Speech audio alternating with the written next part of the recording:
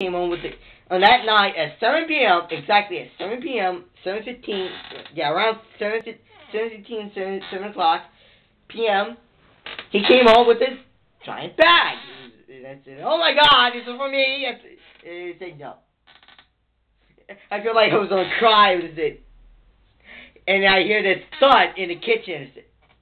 And I start running in and say, "What is it? What is it? What is it?" Oh, great. I wish they'd come in here. Oh, well, you can have it. Yeah! I started going in that, and I took out this big-ass black box.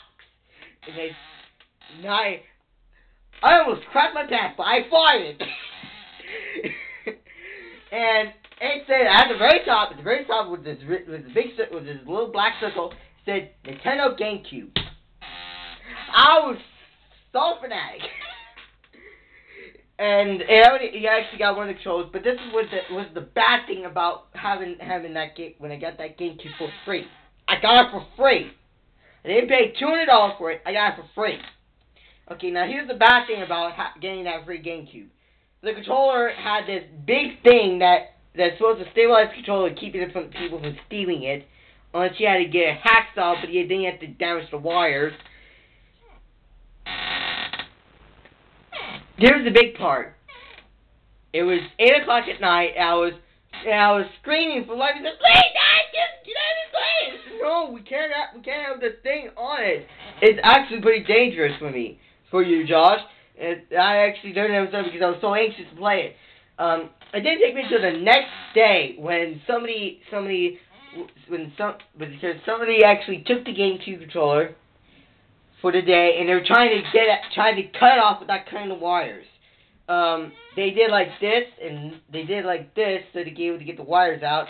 And now the adhesive that was on the clamp that held onto the GameCube controller, it was like not like this way, but it was like this. It was like holding onto it like this, and you couldn't pry it off. I mean, that's the big thing. And you had to get you had to heat it up. You had to heat it up to a certain point so you could rip it off, and then you had to pry it off with some special liquid to be able to get out the adhesive, and then pull it and just take them off. And then finally I got my GameCube with the wire was actually quite smooth, not smooth, but.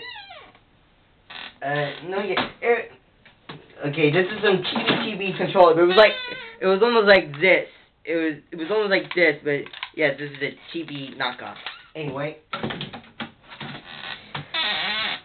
here's the big thing that I actually had a gripe for my first GameCube when I actually first got my GameCube.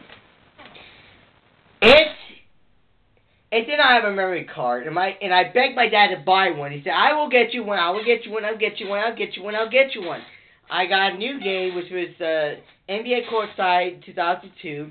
That was the year before. This was actually around 2004. About after the NBA Finals 2003. That was when they won the Triple Crown. I actually got that. I played that one to death, but then I got bored of it. As well as I did with Wave Race Blue Storm. That was my first game.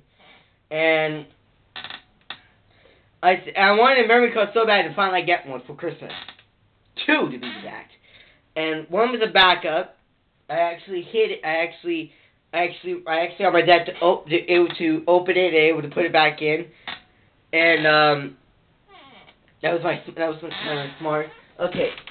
This is actually my 4th memory card. I actually got on. It wasn't a 4X, but it was a 16X. And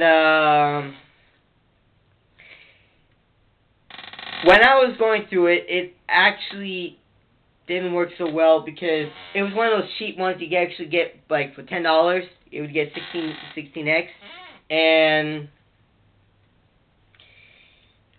as I was playing it. Using it, about a few months later, the bottom and top box started giving out, and because of the constant taking out. Because I was actually going to my friend's house, then I was coming back because I had to take it out because I didn't want to damage it, and I'll put it in a bag and everything. I'll come back up the stairs, come up the interior, plug it all in, and continued playing. Then the bad things started. That's when the bad things started. It didn't break like this. It broke like this. I mean, it shows the internal chip, and that's what was the biggest gripe for me. The bottom snapped. It was like not like the pins, but it went like this, and I had to get duct tape for the top so to keep it. And then the top broke off, and then I had to go with the memory, and I had to take out my backup, which was my new B. It had all data in it. So basically, okay, at that time, I had Super Mario Sunshine. I got Super Paper Mario. Oh, I also had Pokemon Coliseum at the time, too. Now, I did not have the Gamecube like I do today, and I did have a. Did I? Yeah, I did. I had a Game Boy Advance.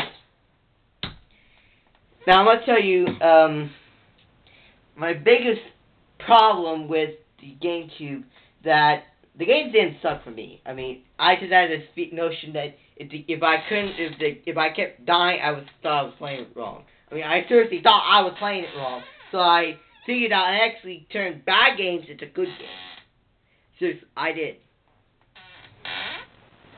Oh, about a month before I got Super Smash Bros. Melee, before I got this, I got this for $7. Good ass deal, and I did not get it at GameStop. I got this at my dad's Kmart store.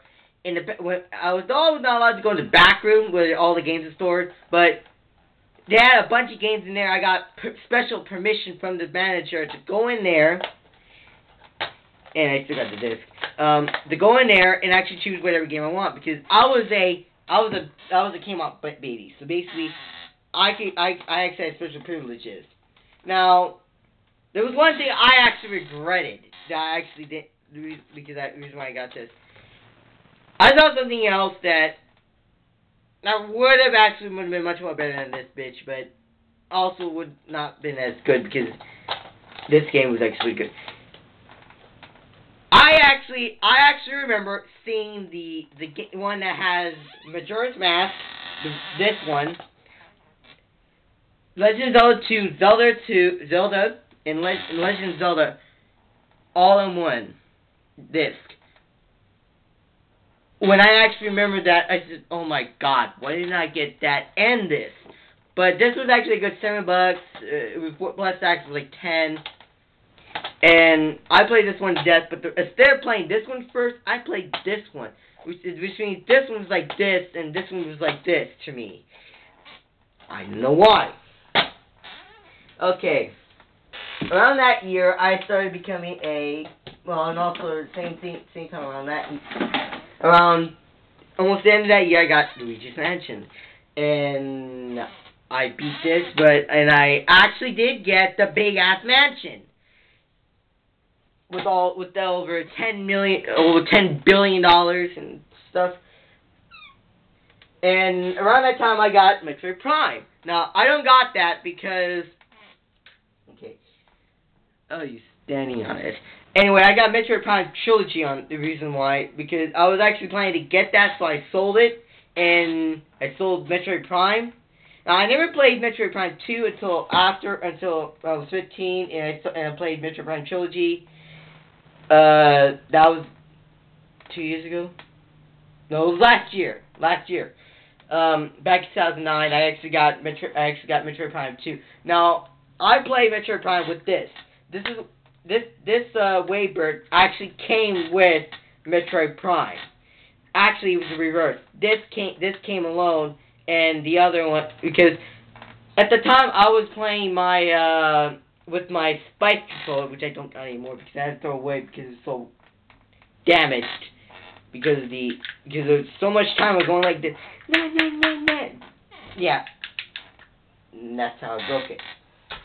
And